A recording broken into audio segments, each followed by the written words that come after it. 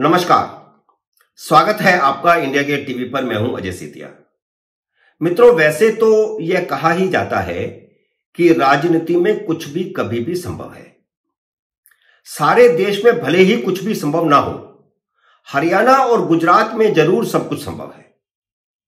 आपको याद होगा, हरियाणा में एक बार गयाराम नाम का विधायक सुबह कांग्रेस में था, शाम को जनता पार्टी में चला गया, अगले दिन सुबह फिर कांग्रेस में आ गया और दोपहर बाद फिर जनता पार्टी में चला गया। तो इसलिए हरियाणा की राजनीति आयाराम गयाराम के रूप में मशहूर हुई।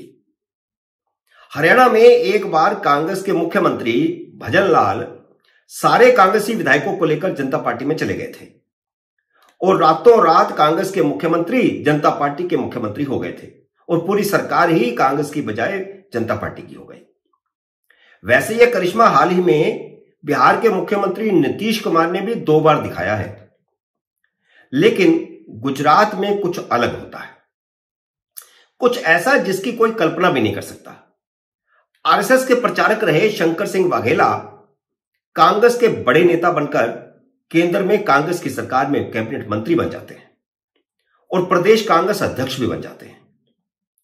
ठीक उन्हीं के पद चिन्हों पर चलते हुए संघ और जनसंघ में रहे और भाजपा के मुख्यमंत्री रहे केशु भाई पटेल बागी होकर भारतीय जनता पार्टी के खिलाफ मोर्चा खोल लेते हैं, अपनी पार्टी बना लेते हैं और भाजपा के सभी उम्मीदवारों के खिलाफ अपने उम्मीदवार खड़े कर देते हैं। 2017 में भारतीय जनता पार्टी के खिलाफ पाटीदार आंदोलन चलाकर प्रधानमंत्री नरेंद्र मोदी को वोटरों के सामने भीख मांगने को मजबूर करने वाला हार्दिक पटेल 2022 में भारतीय जनता पार्टी के टिकट पर विधायक बन जाता है। और आपको याद होगा 2017 में नरेंद्र मोदी को कैसे घर घर जाना पड़ा था, ऐसी स्थिति हो गई थी।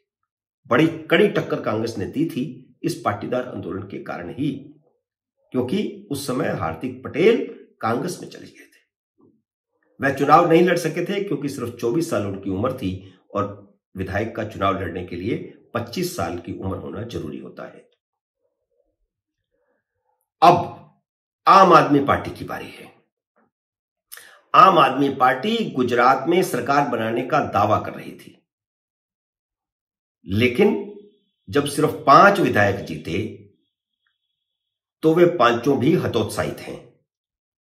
आम आदमी पार्टी का मुख्यमंत्री का चेहरा खुद भारी मतों से हार गया, कई हजार मतों से हार गया। पांचों के पांचों विधायक भारतीय जनता पार्टी में शामिल होने की फिराक में हैं।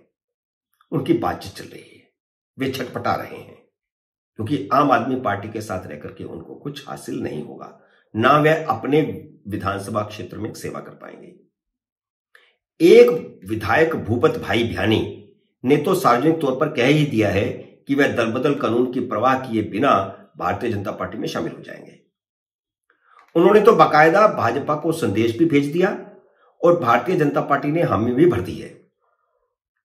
भूपत भाई भ्यानी के अलावा उमेश मकवाना और सुधीर वधखानी से भी भारतीय जनता पार्टी के संपर्क जुड़ चुके हैं। भारतीय जनता पार्टी उनसे संपर्क साध रही है।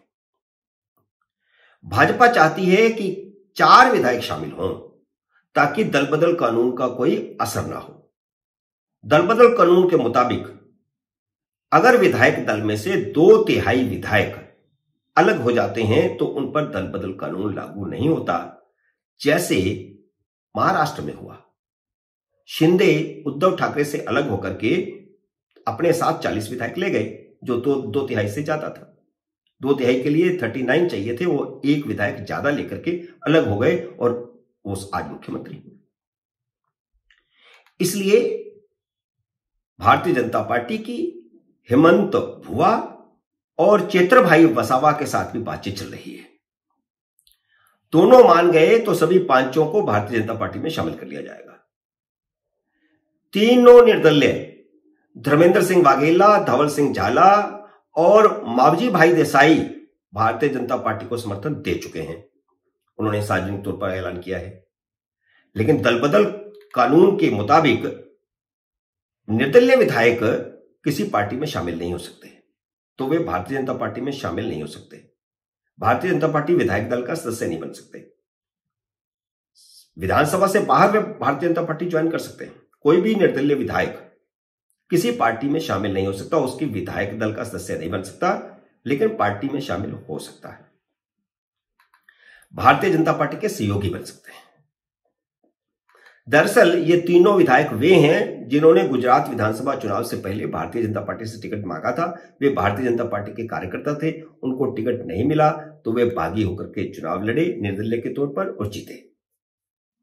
आम आदमी पार्टी के टिकट पर जीते भूपत भाई भ्यानी भी भाजपा के ही बागी हैं। भारतीय जनता पार्टी में शामिल होने के सवाल पर उन्होंने कहा कि लोगों ने भारतीय जनता पार्टी के पक्ष में निर्णायक जनादेश दिया है, मुझे अपने मतदाताओं के लिए काम करना है और सरकार से जुड़ना है। वह भारतीय जनता पार्टी के विधायक रह चुके हैं। इस बार भाजपा ने उनको टिकट नहीं दिया तो वह आम आदमी पार्टी में शामिल हो गए और आम आदमी पार्टी ने उनको टिकट दे दिया तो वह जीतकर विधायक बन गए। अब वह वापस जाने को छटपटा रहे हैं। अगर ये 8 विधायक भाजपा के साथ जुड़ जाते हैं तो 182 के सदन में 164 विधायक भारतीय जनता पार्टी के होंगे और कांग्रेस के सिर्फ 18 विधायक होंगे जो विपक्ष के। कांग्रेस की यह दुर्गति अरविंद केजरीवाल की वजह से हुई है, जिसे कांग्रेस ने खुद पहले 2012 में समर्थन देकर के दिल्ली का मुख्यमंत्री बनाया था। कांग्रेस की दुर्गति केजरीवाल ने इससे पहले दिल्ली में की, उसके बाद पंजाब में की, गोवा में की और अब गुजरात में की।